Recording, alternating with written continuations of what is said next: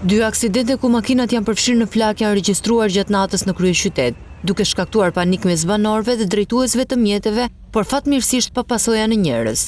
Ngjarja e parë ndodhi në zonën e Astirit, pak pas mesnatës së të mërkurës, ku sipas të dhënave paraprake, një automjet ka humbur kontrollin teksa lëvizte në rrugë dhe është përmbysur në mes të korsisë.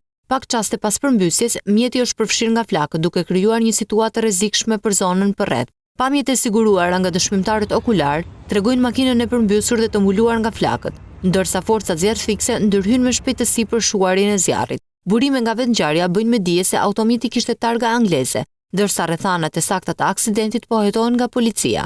Një tjetër aksident u shënua pak kilometra më tutje pranë autostradës Tiranë-Durrës. Sipas të dhënave paraprake, një tjetër automjet është përplasur me bordurat anësore të rrugës dhe më pas është përfshirë nga flakët. Edhe në këtë rast, zjarri ka shkaktuar dëme materiale, por nuk raportohet për persona të lënduar në gjendje të rëndë. Autoritetet kanë nisur hetimet për të zbardhur shkaqet e të dy aksidenteve, ndërsa paraprakisht dyshohet se faktorë si shpejtësia apo kushtet e rrugës mund të kenë ndikuar në humbjen e kontrollit të mjeteve.